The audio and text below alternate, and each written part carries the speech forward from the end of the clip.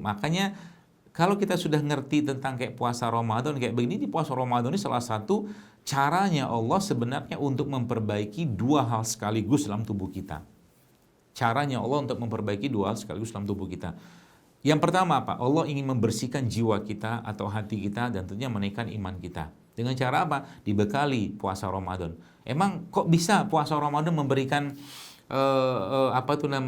penyucian atau pembersihan hati atau jiwa seseorang? Karena memang kita diperintahkan untuk tidak berdusta, untuk tidak berdebat, untuk tidak membicarakan hal-hal tidak penting. Jadi lisan kita ditahan. Bayangkan kalau seandainya kita aja sebentar aja kalau kita berdebat dengan seseorang, macam-macam debatan tadi itu, bahkan ngotot ini itu tuh nggak enak hati lo. Bahkan ternyata salah satu bentuk keruhnya hati seseorang itu atau yang membuat keruh hati seseorang itu adalah baperan ya. Baperan itu maksudnya emosi yang naik turun, yang fluktuatif, yang membuat akhirnya tuh hatinya itu menjadi keruh gitu loh. Gara-gara itu kita nggak bisa bersikap objektif dan sesuai dengan karakter hati itu penuh dengan kasih sayang.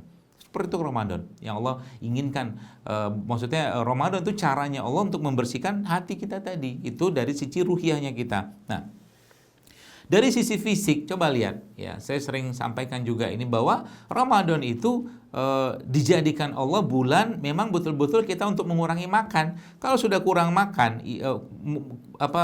kita berpuasa atau mengurangi makan, menahan makan, maka otomatis iman kita pasti akan stabil. Loh kok bisa? Karena memang ulama menyebutkan, termasuk salah satu Ibnu Qayyim al-Jauziyah rahimahullah menyebutkan bahwa salah satu penyebab lemahnya iman itu adalah berlebihan makan. Ya, jadi berarti orang yang berlebihan dalam urusan makan, ya dia nggak menjaga imannya dengan baik, gitu kan, seperti itu. Karena memang kekenyangan itu, bahkan Nabi katakan cukuplah seseorang itu dikatakan rakus, kata Nabi, kalau seandainya dia melihat apapun yang dimakan kemudian, atau melihat apapun yang di depan dia kemudian dia makan. Lihat makan itu rakus dalam bahasa Islamnya. Itu kan penyebab penyakit yang berlimpah atau mungkin begitu banyak ya di generasi sekarang, katakanlah seperti itu. Sehingga ya banyak anak-anak pun katakanlah belum apa-apa sudah kegemukan, ya mungkin orang tua juga yang tidak menjaga badannya, tubuhnya tidak memberikan contoh asupan yang baik juga kepada anak-anaknya, sehingga anak-anaknya itu cuma tahu orang tuanya makannya nggak sehat semua gitu kan sayang ya. Akhirnya pesan-pesan generasi sehat itu nggak dapat ya, gara-gara orang tua itu tidak tahu ini yang sehat yang mana gitu kan, yang baik yang mana, cuma sekedar makan untuk memuaskan rasa lidah.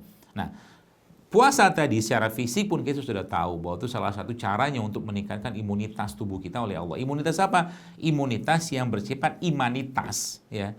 Maksud saya itu imanitas kita itu, keimanan kita itu kan dengan puasa pasti naik ya. Kenapa? Karena memang hubungan seseorang dengan Allah itu semakin baik dengan adanya puasa. Makanya kalau Anda baca penelitian-penelitian tentang puasa itu sudah sangat banyak riset-riset membahas betapa terjadi peningkatan ya imunitas tubuh seseorang itu ketika berpuasa. Ya, udah banyak penelitiannya.